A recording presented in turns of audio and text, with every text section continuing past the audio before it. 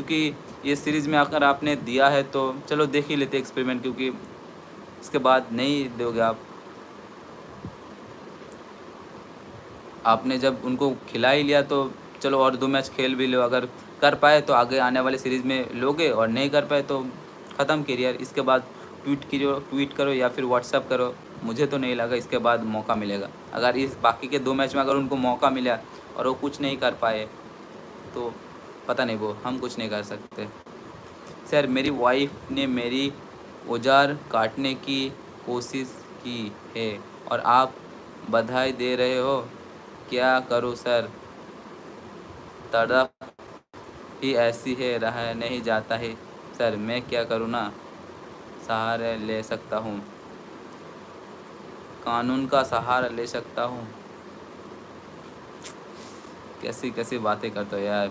5 test के बाद drop होगा तो मुझे कोई प्रॉब्लम नहीं होगी।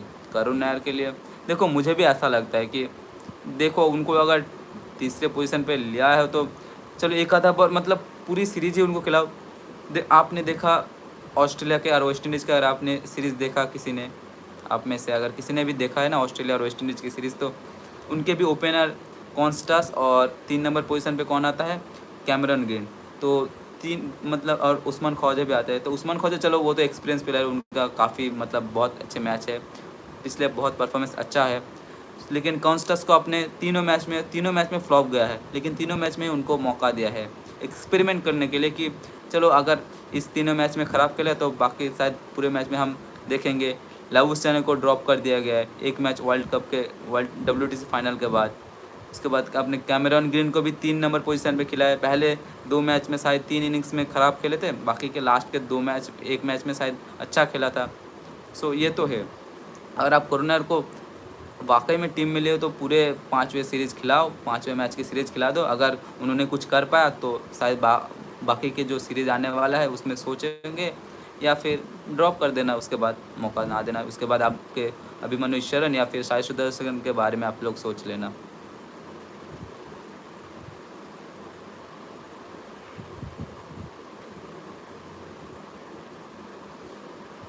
लैबुशैने कहाँ गया? ब्रो लैबुशैने का भी वही हाल है, मतलब दो मतलब 10-12, अगर पिछले 10-12 टेस्ट से उनका भी एवरेज बहुत ख़राब चल रहा है, 20 के आसपास ही चल रहा है। तो उनको भी ड्रॉप कर दिया क्योंकि 3 पोजीशन पे उन्होंने, शायद मुझे जितना याद है लास्ट 2022 या फिर 23 में उन्होंने शतक मारा था। उसके बाद से उनका भी फॉर्म ख़राब चल रहा है। WTC में उन्होंने ओपन करने के लिए मैनेजमेंट को बोला, फिर उनको ओपन करने के लिए दिया, लेकिन उन्होंने ओपनिंग में भी कुछ नहीं कर पाया।